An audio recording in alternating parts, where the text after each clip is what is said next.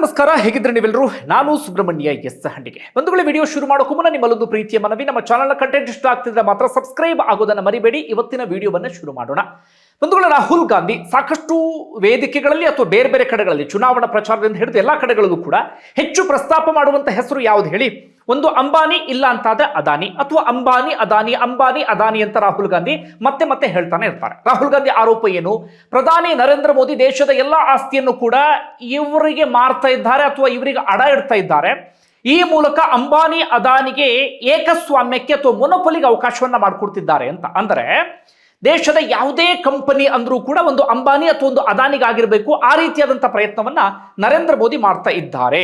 ಈ ಅಂಬಾನಿ ಮತ್ತು ಅದಾನಿ ಬಿಜೆಪಿಯ ಏಜೆಂಟ್ಗಳು ಅನ್ನೋದು ರಾಹುಲ್ ಗಾಂಧಿ ಆರೋಪ.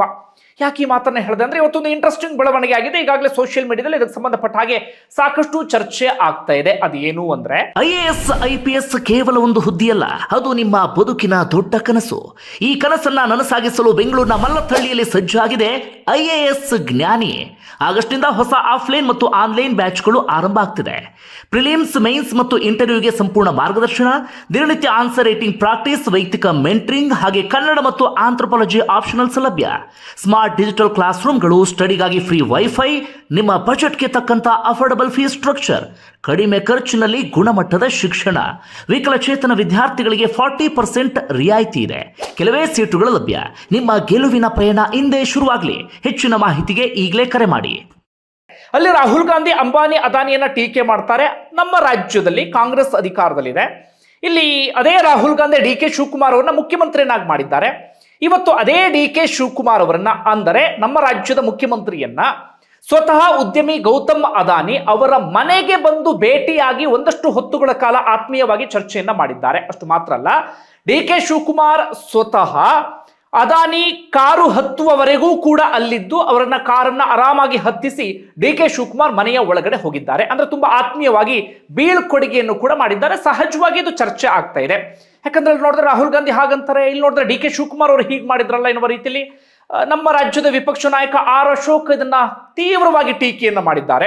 ನೋಡಿ, ನೀವಲ್ಲ ಹಂಗಂತ ರಾಹುಲ್ ಗಾಂಧಿ ನೋಡಿದ್ರೆ ಹಿಂಗ್ ಮಾಡ್ತಾ ಇದ್ದೀರಲ್ಲ, ಇದು ಯಾವ ಡಬಲ್ ಸ್ಟ್ಯಾಂಡರ್ಡ್ ಎನ್ನುವ ರೀತಿಯಲ್ಲಿ R ಅಶೋಕ್ ಪ್ರಶ್ನೆ ಮಾಡ್ತಾ ಇದ್ದಾರೆ.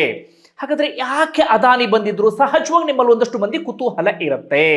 ಯಾಕೆ ಅಂದರೆ, ಅದು 22,000 ಕೋಟಿಯ ಪ್ರಾಜೆಕ್ಟ್. ಹೆಚ್ಚು ಕಡಿಮೆ ಕೈ ತಪ್ಪಿ ಹೋಗುವ ಹಾಗೆ ಕಾಣಿಸ್ತಾ ಇತ್ತು. ಹೀಗಾಗಿ ಸ್ವತಃ ಗೌತಮ್ ಅದಾನಿ ಅಖಾಡಕ್ಕೆ ಇಳಿದ ಹಾಗೆ ಕಾಣಿಸ್ತಾ ಇದೆ. DK ಶಿವಕುಮಾರ್ ಅವರ ಮನವೊಲಿಸುವಂತ ಪ್ರಯತ್ನವನ್ನ ಮಾಡಿದ ಹಾಗೆ ಕಾಣಿಸ್ತಾ ಇದೆ. ಏನಿದು ಪ್ರಾಜೆಕ್ಟ್ ಅನ್ನೋದನ್ನ ಮೊದಲು ಗಮನಿಸೋಣ.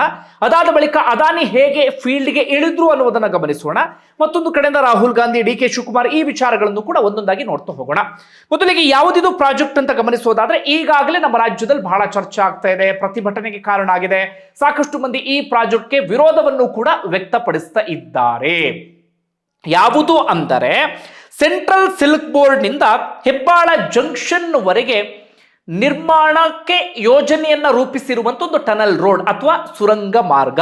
ಅಂದ್ರೆ ಅಲ್ಲಿಂದ ಅಲ್ಲಿಯವರೆಗೆ ಹೆಚ್ಚು ಕಡಿಮೆ 16.75 ಕಿಲೋಮೀಟರ್ ಸುರಂಗ ಮಾರ್ಗಕ್ಕೆ ಈಗಾಗಲೇ ಪ್ಲಾನ್ ಅನ್ನ ಮಾಡಿಕೊಳ್ಳಲಾಗಿದೆ. ಯಾವ ರೀತಿಯಾಗಿರುತ್ತೆ ಮೊದಲು ಅದನ್ನ ಗಮನಿಸಿ, ಅದಾದ ಬಳಿಕ ಉಳಿದ ವಿಚಾರಕ್ಕೆ ಬರೋಣ. ಪ್ರಮುಖವಾಗಿ ಅದರ ಮಾರ್ಗವನ್ನು ನಾವು ಗಮನಿಸ್ತಾ ಹೋಗಿ ಇದೆಲ್ಲ ನೀವು ಅರ್ಥ ಮಾಡಿ ತಿಳ್ಕೊಳ್ಬೇಕು. ಆಗ ನಿಮಗೆ ಕಂಪ್ಲೀಟ್ ಪ್ರಾಜೆಕ್ಟ್ ಎಲ್ಲವೂ ಕೂಡ ಅರ್ಥ ಆಗುತ್ತೆ. ಹೆಚ್ಚು ಕಡಿಮೆ ನೈಸ್ ರೋಡ್ ಇತ್ತಲ್ಲ, ಈಗ ಬಹಳ ಚರ್ಚೆ ಆಗ್ತಿದೆಯಲ್ಲ, ಅದೇ ಮಾದರಿಯ ಪ್ರಾಜೆಕ್ಟ್ ಇದು. ಅಂದರೆ ಇಲ್ಲಿ ಸರ್ಕಾರ ರಸ್ತೆಯನ್ನ ನಿರ್ಮಾಣ ಮಾಡಲ್ಲ, ಅದಕ್ಕೆ ಬಹಳ ಚರ್ಚೆ ಆಗ್ತಿರೋದು. ಸರ್ಕಾರ ರಸ್ತೆಯನ್ನ ನಿರ್ಮಾಣ ಮಾಡೋದಿಲ್ಲ, ಅದರ ಬದಲಾಗಿ ಖಾಸಗಿ ಸಂಸ್ಥೆಯೊಂದು ರಸ್ತೆಯನ್ನ ನಿರ್ಮಾಣ ಮಾಡುತ್ತೆ. ಅದಾದ ಬಳಿಕ ನೈಸ್ ರೋಡ್ ಅಲ್ಲಿ ಹೇಗೆ ಟೋಲ್ ವಸೂಲಿ ಮಾಡ್ತಿದ್ದಾರೋ, ಇಲ್ಲೂ ಕೂಡ ಅದೇ ರೀತಿಯಾಗಿ ಟೋಲ್ ಅನ್ನು ವಸೂಲಿ ಮಾಡಲಾಗುತ್ತೆ. ಎಲ್ಲಿಂದ ಎಲ್ಲಿವರೆಗೆ ಹೇಗೆ ಮಾರ್ಗ ಅಂದ್ರೆ, ನಿಮಗೆ ಸಿಲ್ಕ್ ಬೋರ್ಡ್ ನಿಂದ ಅದು ಶುರುವಾಗುತ್ತೆ. ಅಂದ್ರೆ ಆ KSRP ಕ್ವಾರ್ಟರ್ಸ್ ಇದೆ ನೋಡಿ, ನಿಮ್ಮಲ್ಲಿ ತುಂಬಾ ಜನರಿಗೆ ಗೊತ್ತಿರುತ್ತೆ, ಅಲ್ಲಿಂದ ಶುರುವಾಗುತ್ತೆ. ಅಲ್ಲಿಂದ ಸೀದಾ ಈ ಡೈರಿ ಸರ್ಕಲ್, ಅಲ್ಲಿಂದ ಲಾಲ್ಬಾಗ್ನ ಅಂಚು, ಅದಾದ ಬಳಿಕ Minto hospital, corporation junction, race course ರಸ್ತೆ, ಅರಮನೆ ಮೈದಾನ, ಮೇಕ್ರಿ ಸರ್ಕಲ್, ಸೀದಾ ಹೆಬ್ಬಾಳದ ST ಮಾಲ್ ಇದೆಯಲ್ಲ ಅಲ್ಲಿವರೆಗೆ ಬರುತ್ತೆ. ಅಂದ್ರೆ ಈ ಸೆಂಟ್ರಲ್ ಸಿಲ್ಕ್ ಬೋರ್ಡ್ನ KSRP ಕ್ವಾರ್ಟರ್ಸ್ ಇಂದ ಈ ಹೆಬ್ಬಾಳ ಜಂಕ್ಷನ್ ST ಮಾಲ್ ನಲ್ಲಿ ಅಲ್ಲಿ ಎಂಟ್ರಿ ಆಗಿ ಇಲ್ಲಿ ಎಕ್ಸಿಟ್ ಆಗುತ್ತೆ, ಅಥವಾ ಇಲ್ಲಿ ಎಂಟ್ರಿ ಆಗಿ ಅಲ್ಲಿ ಎಕ್ಸಿಟ್ ಆಗುತ್ತೆ. ಹೆಚ್ಚು ಕಡಿಮೆ 16.75 ಕಿಲೋಮೀಟರ್ನ ಸುರಂಗ ರಸ್ತೆ ಇದು. ಅಷ್ಟು ಉದ್ದ ಇದೆ. ಯಾಕಿದು ಅಂತಂದ್ರೆ, ಅಲ್ಲಿ ವಿಪರೀತ ಟ್ರಾಫಿಕ್ ಆಗುತ್ತೆ ಎನ್ನುವ ಕಾರಣಕ್ಕಾಗಿ. ಇದು ಯಾವ್ಯಾವ ಏರಿಯಾಗಳಿಗೆ ಯೂಸ್ ಆಗುತ್ತೆ ಅಂದ್ರೆ, ಪ್ರಮುಖವಾಗಿ ಸೆಂಟ್ರಲ್ ಸಿಲ್ಕ್ ಬೋರ್ಡ್ ಅಂತ ತೆಗೆದುಕೊಂಡ್ರೆ ಈ Hosur road, electronic city, HSR layout ಕಡೆಯಿಂದ ಬರುವ ವಾಹನಗಳಿಗೆ ಎಂಟ್ರಿ ಎಕ್ಸಿಟ್ ಇರುತ್ತೆ. ಈ ಜಯನಗರ, ಬಸವನಗುಡಿ, ಡೈರಿ ಸರ್ಕಲ್ ಭಾಗದ ವಾಹನಗಳ ಅನುಕೂಲ, ಮೆಜೆಸ್ಟಿಕ್ಕು, ಗಾಂಧಿನಗರ ಮತ್ತೆ ಸೆಂಟ್ರಲ್ ಬಿಸಿನೆಸ್ ಡಿಸ್ಟ್ರಿಕ್ಟ್ ಪಥ ಸಂಪರ್ಕ, ಹಾಗೆ ಸದಾಶಿವನಗರ ಜೈಮಹಲ್ ರಸ್ತೆ ಸುತ್ತಮುತ್ತಲಿನ ಭಾಗಗಳಿಗೆ, ಕೆಂಪೇಗೌಡ ಅಂತಾರಾಷ್ಟ್ರೀಯ ವಿಮಾನ ನಿಲ್ದಾಣ, ಯಲಹಂಕ ಹಾಗೆ RMU ಲೇಔಟ್ ಇವುಗಳ ಸಂಪರ್ಕಕ್ಕೆ ಇದನ್ನು ಮಾಡ್ತಾ ಇದ್ದಾರೆ. ಅಂದ್ರೆ ಅಲ್ಲಿಂದ ಅಲ್ಲಿಗೆ ಹೋಗೋದಕ್ಕೆ ಹೆಚ್ಚು ಕಡಿಮೆ 1 ರಿಂದ 1.5 ಗಂಟೆ ಟೈಮ್ ತೆಗೆದುಕೊಳ್ಳುತ್ತೆ. ಒಮ್ಮೊಮ್ಮೆ 2 ಗಂಟೆ ಆಗುತ್ತೆ ಬೆಂಗಳೂರು ಟ್ರಾಫಿಕ್ ಇಂದ. ಇಲ್ಲಿ ಸಿಗ್ನಲ್ ಅಂತದೇನು ಕೂಡ ಇರೋದಿಲ್ಲ, ಸುರಂಗ ಮಾರ್ಗ ಎಂಟ್ರಿ ಆಗಿ ಎಕ್ಸಿಟ್ ಆಗಬಹುದು. ಒಂದು 20 ನಿಮಿಷ ಟೈಮ್, 20 ರಿಂದ 25 ನಿಮಿಷ ಟೈಮ್ ತೆಗೆದುಕೊಳ್ಳುತ್ತೆ ಎನ್ನುವ ರೀತಿಯಲ್ಲಿ.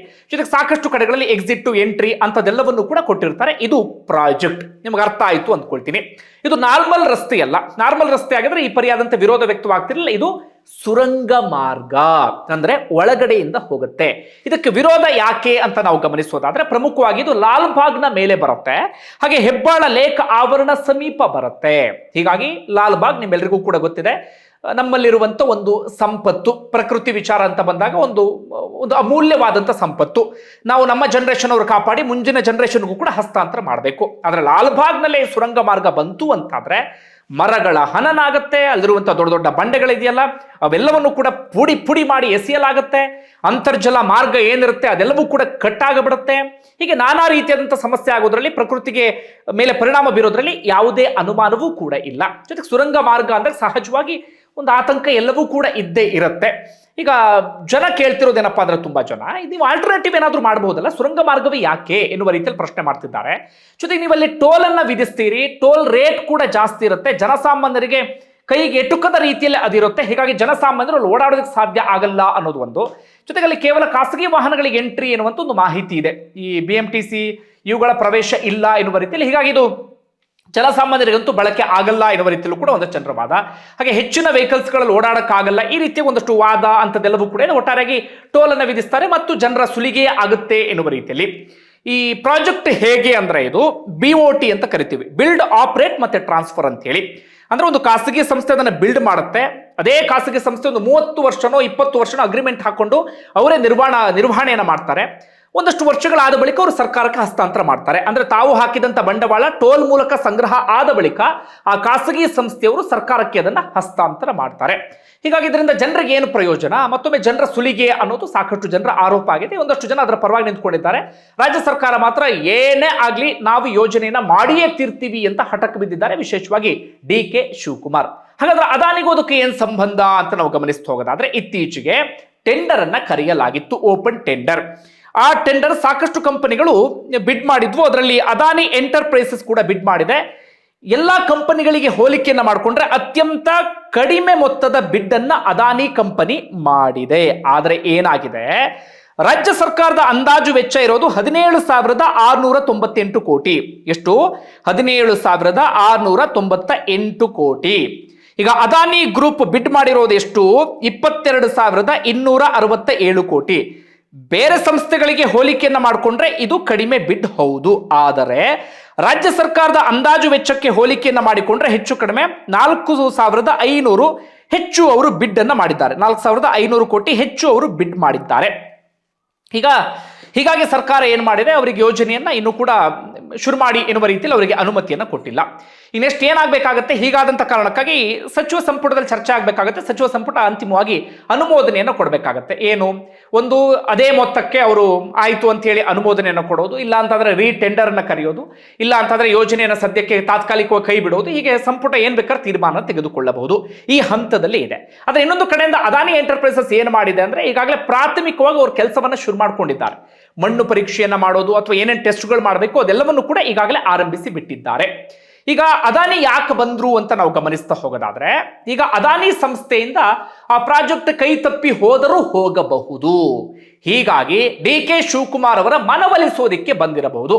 ಸಚಿವ ಸಂಪುಟ ಸಭೆಯ ಮೂಲಕ ನಮಗೆ ಅನುಮೋದನೆಯನ್ನ ಕೊಡಿ ಎನ್ನುವ ರೀತಿಯಲ್ಲಿ, ಅಥವಾ ಇನ್ನು ಸ್ವಲ್ಪ ಮೊತ್ತವನ್ನ ಕಡಿಮೆ ಮಾಡ್ತೀವಿ ಎನ್ನುವ ರೀತಿಯಲ್ಲಿ, ಅಥವಾ ಒಂದಷ್ಟು ಪರಸ್ಪರ ಚರ್ಚೆ ಆ ವಿಚಾರಕ್ಕೆ ಅದಾನಿ ಬಂದಿರುವಂತ ಸಾಧ್ಯತೆ ಇದೆ.